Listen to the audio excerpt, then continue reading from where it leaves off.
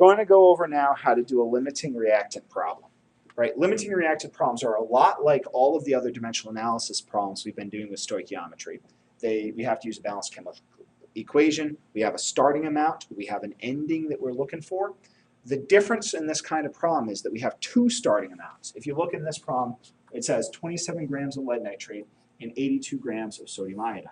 What's up with that? Why are there two amounts? What the heck do we do? Well, the deal is we need to find out which one of those two things, is it the lead nitrate or the sodium iodide, is limiting. In other words, which one is there not enough of to do the reaction? Because this is not necessarily the right recipe we're doing right now. We also want to find out which one of those is excess. Remember, excess means that there's too much of it. There will be some of that left over.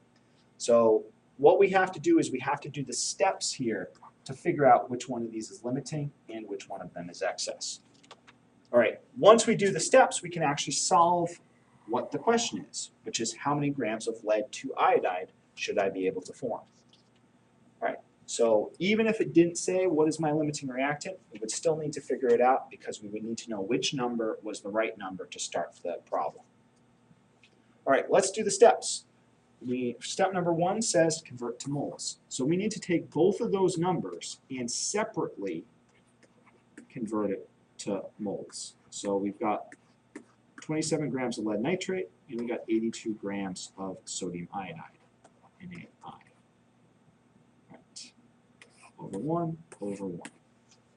All right. We have to use the molar mass because we're in grams. We want to get to moles. The bridge between grams and moles is to use molar mass. So the molar mass of lead nitrate is 331 grams. That's the number of grams in 1 mole. So obviously 27 grams is a lot less than a mole. And sure enough, when we do the math out, we get that this is 0.0816 moles, much less than a mole. All right, for the sodium iodide, we do the molar mass for that as well, and we get 150 grams. So also less than a mole, but not quite as small as the other. We can't tell what's limiting just by eyeballing these numbers. We really have to go through the steps because something might seem limiting because it's a smaller number, but it might not be limiting once you do all the math out and once you convert it into moles and then divide by the coefficient. All right, we finished converting to moles. Now we need to divide by the coefficient. So we did step 1, now we're going to do step 2. So the coefficient of this, oh wait, we didn't balance the equation. What the heck? We can't do this unless we balance the equation properly.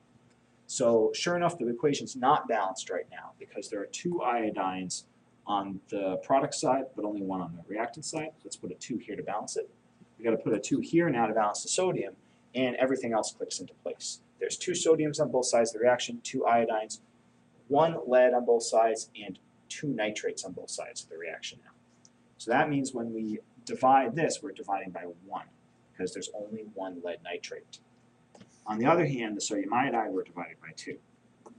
No help there because the result of this is still that the 0.0816 number is smaller than 0.273.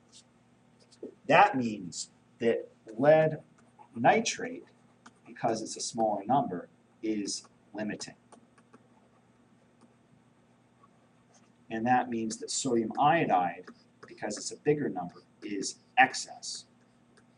Although I like to use the abbreviation XS because it sounds like excess. All right, we did step 1, we did step 2, we did step 3. Now what do we do with all this information? Well, the deal is that now that we know that the lead nitrate is is limiting, we can ignore the sodium iodide. It's excess. So we can pretend that 82 grams of sodium iodide isn't even there. We have too much of it. It doesn't even matter. We have plenty of that for the reaction, so we don't need to actually be concerned with how much there is. We do have to be concerned with the grams of lead nitrate. So now 27 grams of lead nitrate is our starting amount, and grams of lead iodide is the product. So we're going to start with 27 grams of lead nitrate is our starting amount over 1. We still need to now go through the entire Mohs-Moll, the entire dimensional analysis to figure out the answer to our question, the grams of lead iodide. So the first thing we need to do is use the molar mass. So 1 mole of lead nitrate is 331 grams of lead nitrate. If you think this is repetitious, you're right, because we already converted to moles. Technically, we could use that number as the starting amount and save ourselves a step. I'm doing the whole thing out just because it's nice to do it to show you guys what's going on in this problem. Right. We've used the molar mass, so now we need to use the mole ratio so that we can get to our product, so we can get to the lead to iodide. So we need to go up here to the balanced chemical equation. We start with lead nitrate, and we're going to lead iodide, and the mole ratio is 1 to 1.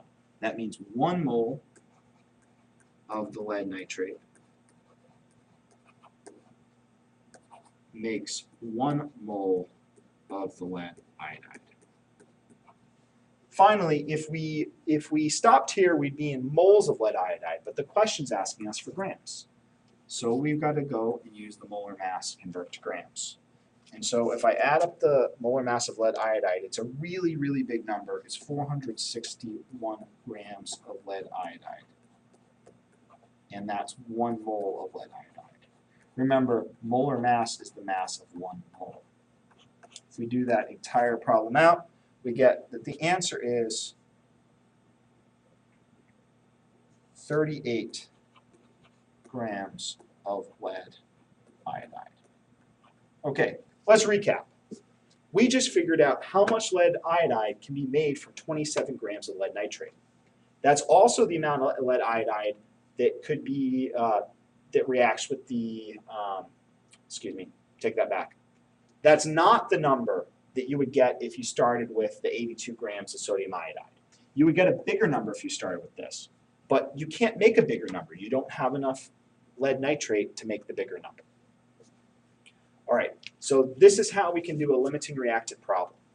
All right, there's a second part of this problem, find the leftover excess reactant. Because I used this entire slide, I'm just going to go and switch to a nice new view so that we can do this separately. All right, there will be some of the 82 grams of sodium iodide left over. Well, to figure out how much is left over, we actually have to figure out how much reacted. So what we're going to do is we're going to start with the starting amount, the 27 grams of lead nitrate, and we're again going to ignore the 82 grams of sodium iodide like it's not even there. We're going to solve for it though. Essentially, we're going to treat that like the question. We're going to treat it like we don't know how much sodium iodide there is, and we want to figure it out. So not 82 grams, question mark grams of sodium iodide. How many grams of sodium iodide are we actually going to need to do to this reaction? So we're going to start with 27 grams of the lead nitrate, yet again. Yet again, you could use the number of moles that you calculated in the last step, and that would be okay, but I'm going to do it from the beginning. All right, still 331 grams of lead nitrate is your molar mass, and that's the molar mass. So that's why we put 1 mole on the numerator. It's the mass of 1 mole. Okay. Then we need the mole ratio. This time it's the mole ratio of the lead nitrate to the sodium iodide. So 2 moles NaI to 1 mole PbNO3, 2. And then finally, we need the molar mass of sodium iodide, which luckily we had to already calculate. So we'll just plug that in here. And that's the molar mass, so it's 1 mole NaI. Okay, when we do that entire problem out, we get that the answer is 24.4 grams of NaI. Here's what that means. That's the amount of sodium iodide that reacts with 27 grams of lead nitrate. So it's not 82, it's 24.4. If we wanted to do this problem properly, and you wanted to do this stoichiometry with no leftovers, you'd put 24.4 grams of sodium iodide in, and you call it a day. But in this problem, we're trying to calculate how much is left over. So now we're going to subtract. We're now going to uncover that 82 grams. We're going to use it now. And we're going to subtract 24.4 from it. So that's what I'm going to do. I'm going to do 80 2 grams minus 24.4 grams. And when I do that out, I get an answer